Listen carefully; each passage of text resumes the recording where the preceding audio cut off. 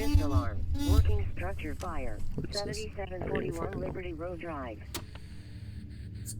It's 9 a.m. on May 18th, 2024. Residents of Charlotte, North Carolina wake up to the smell and sight of black smoke billowing up into the sky.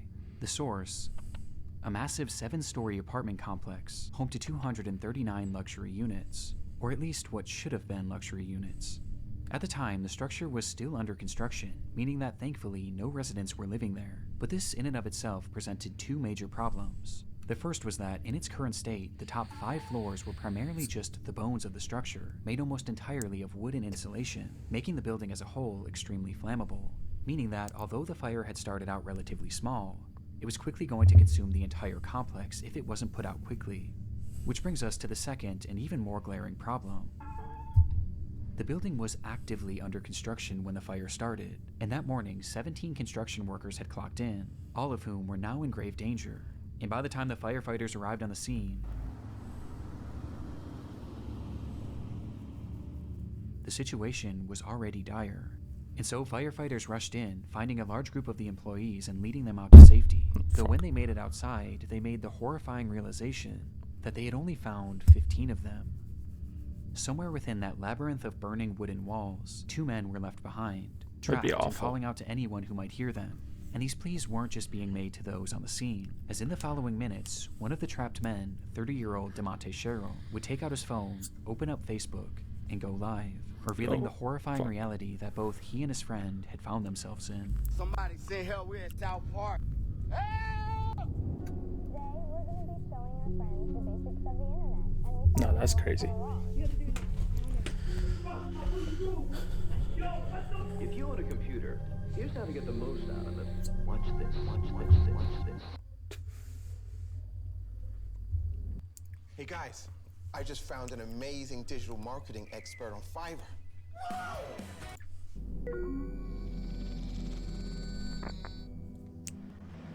Yo, I'm at South Park right now. At work, the building on fire, and I can't get out.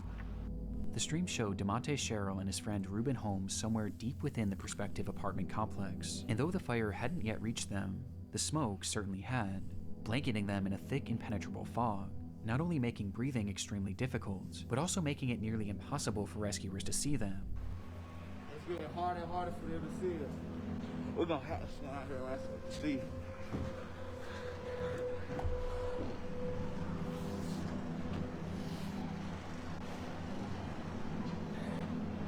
The building on fire, I'm trapped inside, me and my man.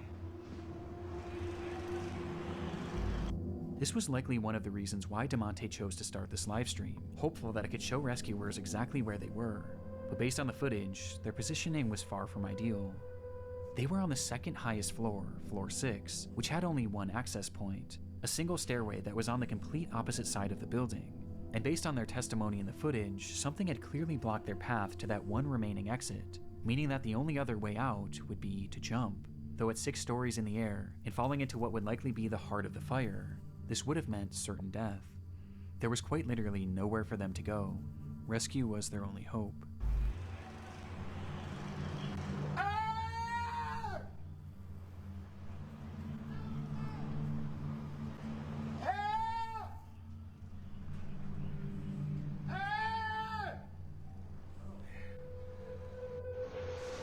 Yo, this building is on fire. I'm at work. Somebody send help. We're in South Park. Seemingly realizing this, DeMonte began to grow more desperate, yelling out into the void of smoke, while Ruben can be seen in the background waving his phone flashlight, with both men doing anything they could to help rescuers find them. Before...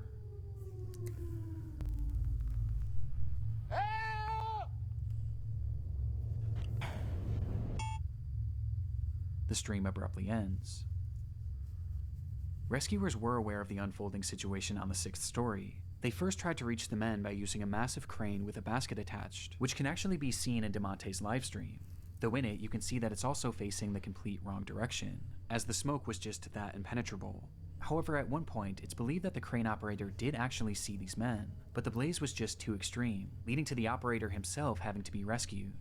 This left only one real option for saving DeMonte and Ruben. They were going to have to go in after them. And so they climbed that stairway up to floor 6 and started their trek to the opposite end of the structure. How But would before you they could even- even make it halfway, That's the crazy. rescuers were relegated to a slow crawl as the inferno around them raged more and more intensely, and the smoke grew thicker and thicker. Though that's when they began to hear screaming. Somewhere lost in that maze, Ruben and DeMonte were yelling as loud as they could for help. This sound was a sign that they were getting close, though just then rescuers would be met with another sound. Oh, that'd be nuts. Oh. All companies working 7741 Liberty Road Drive, evacuate structure per command. All companies working 7741 Liberty Road Drive, evacuate structure. Command all companies, this will be defensive at this time. We'll be ready for this side to collapse. Everybody get out of the collapse zone. Confirming you are coming out, but you're not out of the building. With the order Shit. being made for all of them to evacuate, as by this point, the structure was engulfed in flames, and a collapse was imminent. The firefighters tried to call out to the two in one last attempt to guide them towards rescue, but they never came. In fact, at that point, the structure fell eerily silent. They would leave that structure without DeMonte or Ruben, and minutes later, the fire consumed the entire building, with the temperature inside reaching 2,000 degrees Fahrenheit. That sucks. Before It collapsed. it would eventually topple to the ground. No, that's crazy. And inside, DeMonte and Ruben would become the sole fatalities of this catastrophe. What about the... Didn't you say 17? Never mind. I'm at South Park right now, at work, in a building on fire, and I can't get out. It's getting harder and harder for them to see us. Knowing how this story ends would make this live stream difficult for anyone to watch. But what I find most upsetting about it is that the majority of those who initially watched this were his own friends and family that followed him on Facebook, with these viewers including his own mother. And a lot of them probably had no idea he even worked this job, as he had just been hired that week. His brother Shit. had also caught the stream as it was happening and actually rushed over to the scene where he pleaded with the firefighters to watch the footage. But despite doing the best they could, there was just too much working against them to save DeMonte and Ruben. Following an investigation into the fire, it was discovered that the crew was using an organic foam insulation, which was known to be extremely flammable and produce thick black smoke. And this became deadly when the machine used to spray that insulation caught fire, sending the whole building up in flames. Where they had yet to install any sort of smoke detector or alarm system to alert the crew of a They fire. didn't have radios, Making nothing like matters that worse, either. There had been a That's temporary crazy. set of stairs What the made fuck? right where the two men had been trapped, but that stairwell had just been removed in order to make way for the permanent set of stairs. Because of this and a myriad of other issues, the companies involved with this construction were forced to pay a fine of $50,000 and are currently being sued by the families of both victims. But regardless of the outcome, nothing will ever make up for the loss of DeMonte Sherrill and Ruben Holmes. That's crazy. We got fucking ads.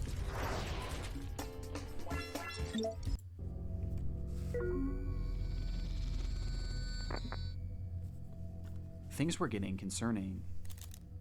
Johnny Cashman spoke to his family nearly every single day, but now, on the sixth day without receiving any communication from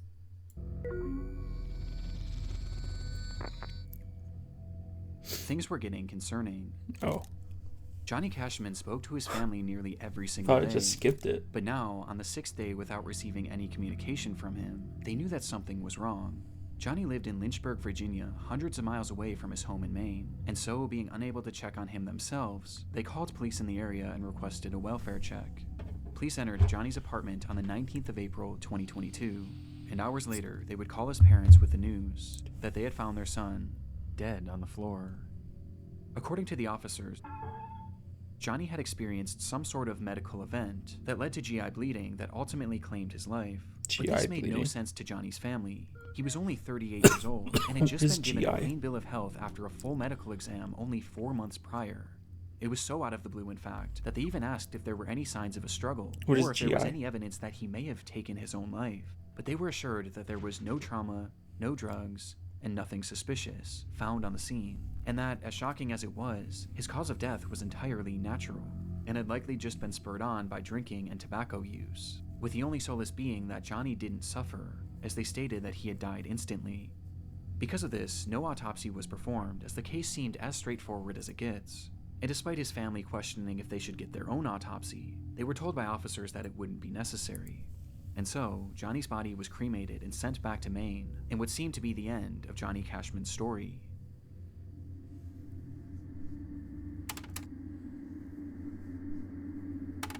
Ten days after Johnny's body was discovered, his ex-girlfriend and her mother made their way back to his apartment in order to retrieve some of her belongings. She knew that re-entering the space was going to be difficult, but ultimately there was no way she could have prepared for what was waiting for her inside.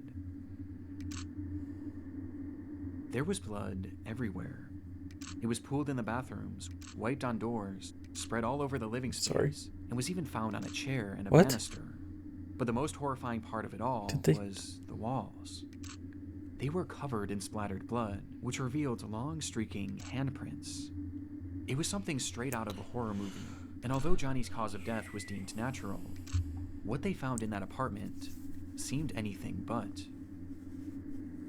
Traumatized by what they were witnessing, the pair snapped multiple photos of the bloodshed and ran out of the unit. Do they not clean? Into Johnny's neighbor.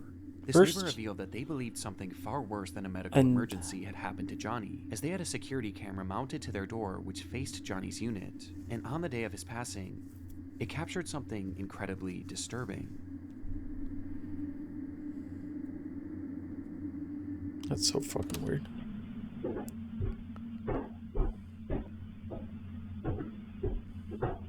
The footage shows Johnny making his way up the flight of stairs leading to his apartment at around 3:03 p.m.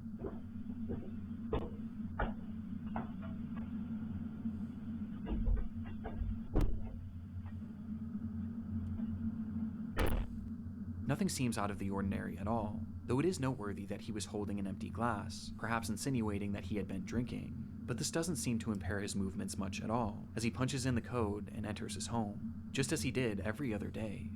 But moments later, something happens inside that unit, and while it goes unseen, it doesn't go unheard.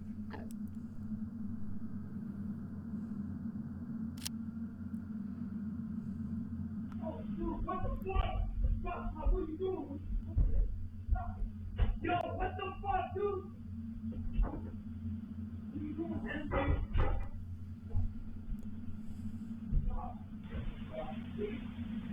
No, that's fucked. What are you doing, man?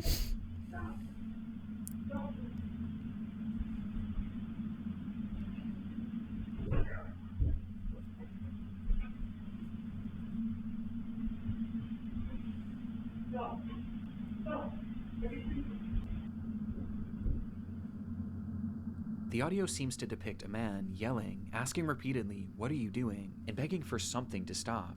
On top of this, you can also hear loud thuds and banging,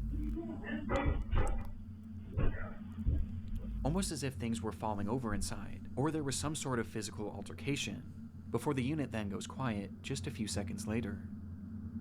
It was unclear if this voice was Johnny's, or perhaps someone else who had been inside the unit, but regardless, one thing was apparent from this audio. There was someone else in that apartment, despite the fact that Johnny lived alone. And just 7 minutes later, this unseen person would emerge.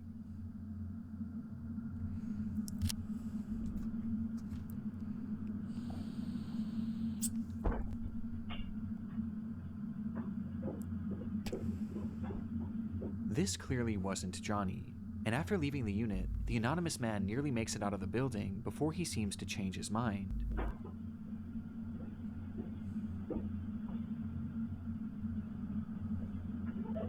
Turning around and walking back up the stairs before fiddling with the door handle, touching it only with his sleeve, like he was wiping off his fingerprints.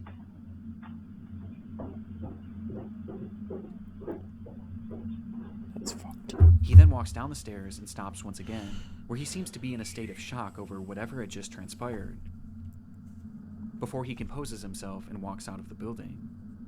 But the footage wasn't quite finished yet.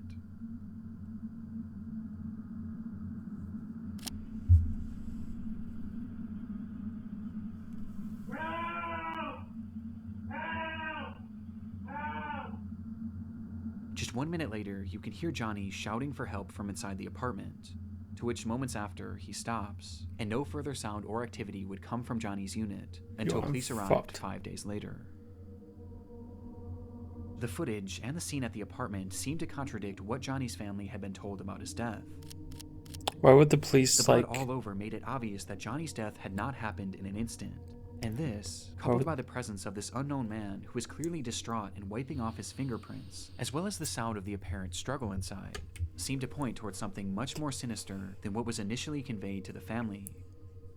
But even with this footage, police still believed that Johnny's death was due to a medical emergency, as they quickly changed their initial story, saying that the blood spread was due to uncontrollable vomiting, and that Johnny had in fact likely suffered, at least for a short while. But this medical emergency wasn't elaborated on, as they didn't truly know what caused it, as no autopsy was ever performed, nor could one ever be performed, as by this point, Johnny was already cremated, and cremated because of the officer's initial statements. So if Johnny had actually been murdered, which the footage does seem to suggest, there was now virtually no way to prove it.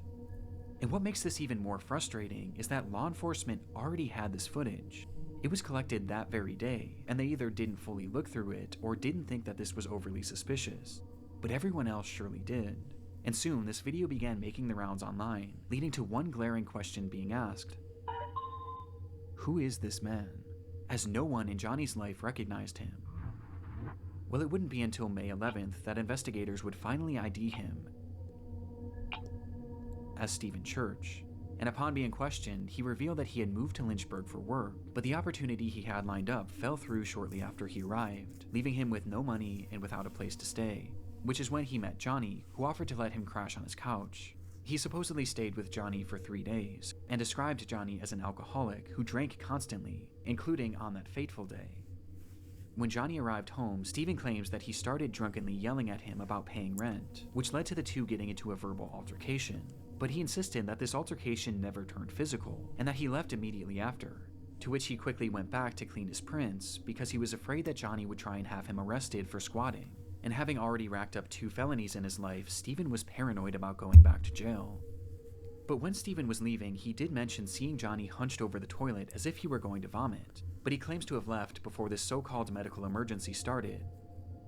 This is the gist of Stephen's account from that day, but the problem is, it doesn't really match up with what we're hearing in the video. What the fuck? What are you doing? Yo, what the fuck, dude? From the footage, we can hear everything going on in that unit, but at no point do we hear any sort of an argument, nor do we hear anything about rent, with the phrases lending themselves more to a physical struggle rather than a verbal one. In fact, the whole time it appears that we're only hearing one voice. But there is an exception.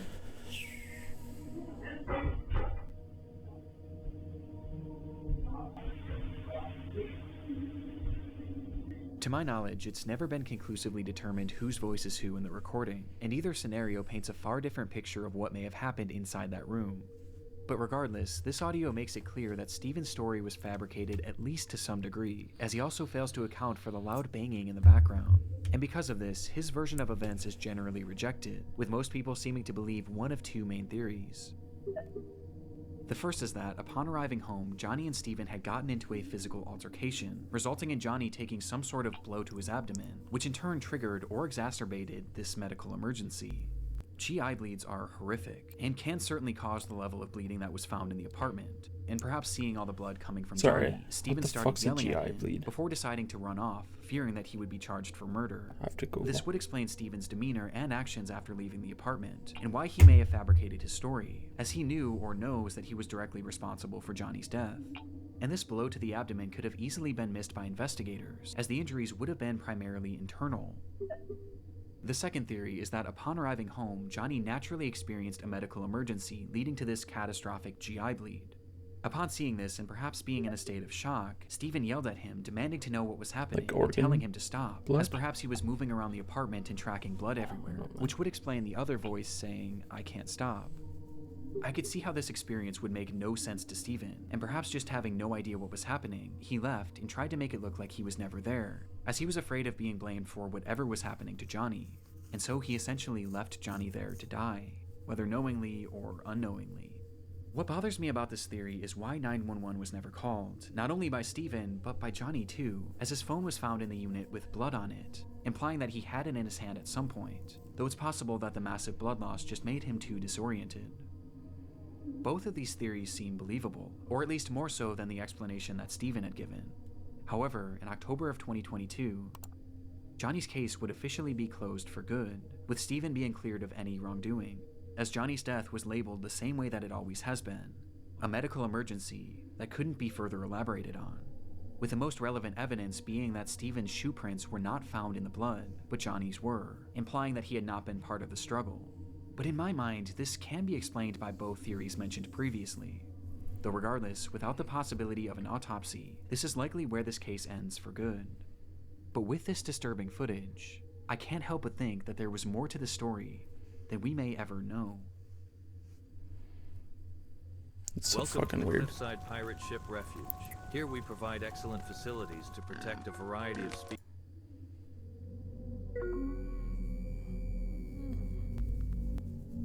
It was around 7:30 a.m. on a warm July morning back in 2019.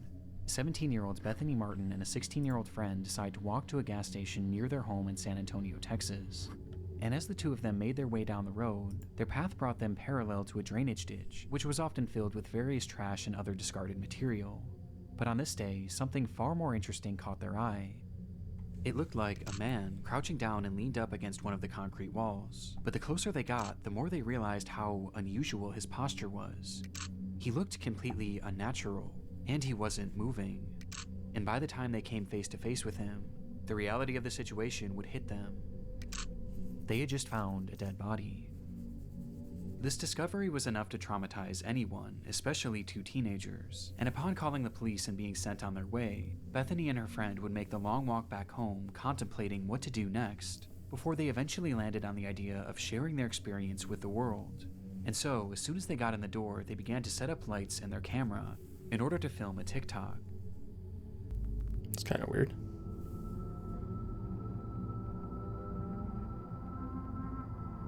No.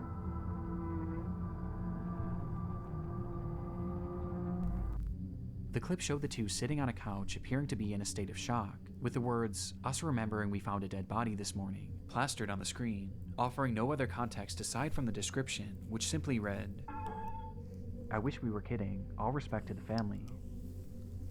Some offered sympathy for the girls, while others viewed their post as insensitive and exploitative, but others weren't even convinced it was real, partially due to this glaring lack of context.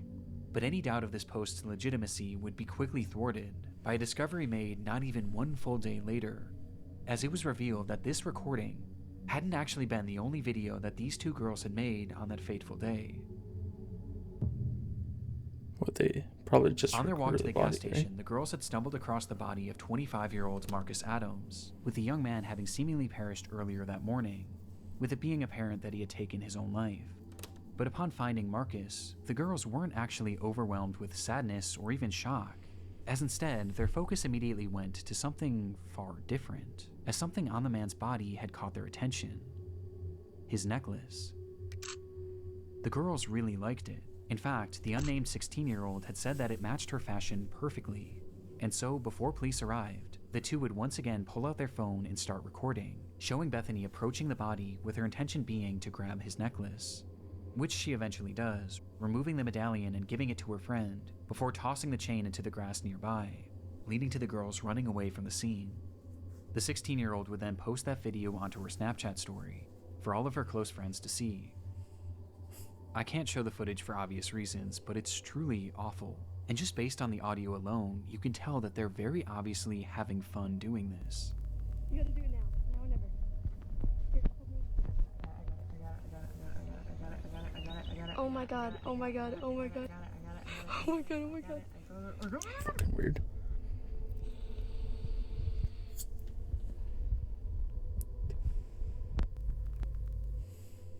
There's something so uniquely disturbing about it. It's clear that upon finding the body, there was no real emotional impact on them, at least none that outweighed their desire to steal from it. And as if stealing from this man who had just taken his own life, and posting it for all their friends to see as if it were a joke, wasn't horrible enough, they then immediately posted this other video to TikTok in an attempt to garner sympathy.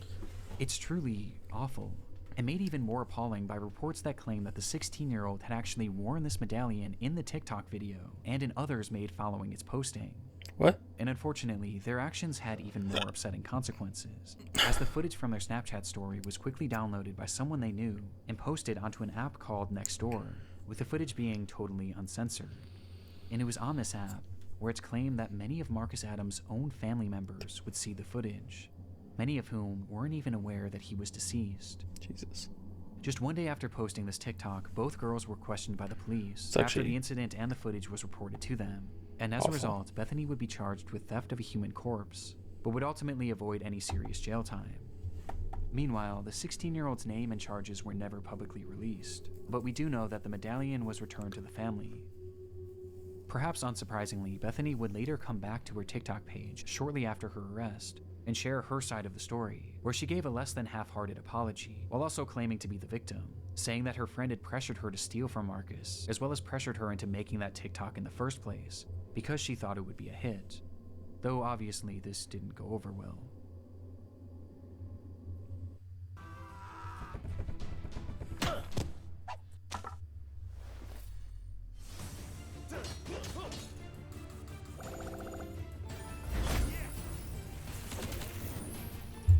Sorry, 1 sec.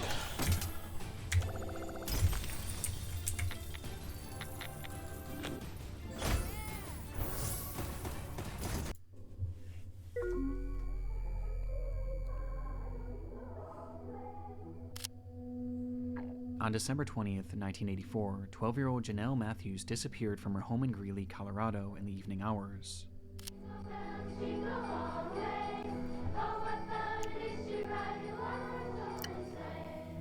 Earlier that day, she had sung at a Christmas concert with her school's choir, which her parents were unable to attend, as her mother was out of town and her father had gone to her sister's basketball game nearby, leading to Janelle catching a ride home with a friend, being dropped off at her house sometime around 8:15, where she excitedly spoke to her father on the phone, letting him know that she had arrived home safe and sound. Approximately 1 hour Sorry, later, man. her I was father waiting Jim and I was like, Matthews well, pulled into I the need to driveway do to find the something. garage door wide open. My bad. And the house completely empty. Janelle was gone, leaving behind her winter coat and even her shoes, despite it being a frigid, snowy night. And it was within that snow that was quickly piling up that lie one of the only real clues left behind at the scene. Footprints leading directly to one of the home's windows, insinuating that someone had been watching Janelle. 12-year-old Janelle Matthews disappeared from her Greeley home 1 month ago today. It's believed she's the victim of a kidnapping. She has not been seen or heard from since December 20th.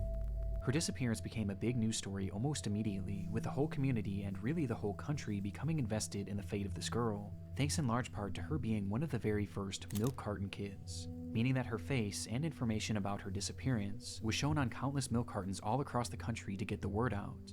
And as a result, this case became huge in the mainstream media, as even politicians began to make note of Janelle's story, with then-President Ronald Reagan mentioning the girl in one of his speeches. I learned about Janelle Matthews of Greeley, Colorado, 5 days before Christmas. Janelle disappeared from her home. Though even with this publicity, I think I this remember didn't this, necessarily but guarantee results, and soon months would turn to years, like and hearing eventually about it. to decades. And all the while, Probably in Janelle's another whereabouts video. remained a complete mystery. Eventually, the rise of the internet would start to play a key role in this case, where even in the late 2010s, over 3 decades after she had vanished, her case was still being shared and still being discussed, just as it had been 3 decades prior, with it still being a point of contention for politicians, even as recently as 2019. When a man running for governor of Idaho mentioned her disappearance in a Facebook post, 35 full years later. Regardless of Janelle's whereabouts, her case was still very much alive, as the world, and especially Janelle's parents, were haunted by the question, what happened to Janelle Matthews? But sure enough, in late 2019, they would finally get their answer. It's like 50 years later, isn't it? Bones found in Weld County earlier this week appeared to bring an end to a 3-decade-long search for a missing 12-year-old girl. The Greeley Tribune is reporting they are those of Janelle Matthews. On Tuesday, July 23rd, 2019, at roughly 4:50 p.m., a crew had been digging in an isolated field in Weld County, Colorado, in order to install a new pipeline, when they would uncover the decayed remains of a little girl. It was Janelle, still wearing those clothes that she had worn to her recital, meaning she had likely died the very day she disappeared, having been killed by a single gunshot wound to the head. Janelle Matthews had been murdered in cold blood, and almost immediately upon finding her body, the police would also zero in on their suspect. The man's name was Stephen Pankey, and at the time of Janelle's disappearance, he had been living in the same general area in Colorado. But by 2019, Stephen had long since fled the area, as after the crime, he would eventually pack up seemingly out of the blue and move to Idaho. Wasn't that the where politician? When Janelle's body was discovered, he just so happened to be running for governor. Yeah, I thought so. I was like, wait, didn't he make a post about her? Mentioned her disappearance in a Facebook. There's no such thing as closer. My 20-year-old son Carl was murdered. That's weird. And during his campaign, Pankey had put out a bizarre Facebook post about Janelle, calling for the Colorado DA to oversee a fresh investigation, as he stated that the local police had wrongly been focused on the theory that Janelle's disappearance was a child abduction and murder, which was quite convenient, as just a few months after posting this, he would be arrested for the abduction and murder of Janelle Matthews. That's weird as fuck, dude. Police believe that Janelle had first caught Stephen's eye when he was working as a janitor at the church she attended, with this leading to him stalking her and eventually abducting her on that fateful night, where he threw Janelle in his car and ultimately ended her life, for no reason other than his sick satisfaction. He then proceeded to bury her in a field 20 miles away, in a spot that he was certain no one would ever find her. Now, the evidence supporting this is mainly circumstantial, but it is incredibly concerning. Just one day after Janelle's abduction, Pankey decided to take his wife to California in order to celebrate the holidays with his parents, with this trip being completely unplanned, as his wife was only told of it literally the day of. My bad, I was in the middle of a game thing. It is incredibly concerning. Just one day after Janelle's abduction, Pankey decided to take his wife to California in order to celebrate the holidays with his parents, with this trip being completely unplanned, as his wife was only told of it literally the day of. And making things stranger, when they returned home, Stephen's car conveniently caught fire and was burned to a crisp, to which he offered no explanation for. But in response, he would take the car to a local scrapyard where it would be even further destroyed, taking any potential evidence along with it.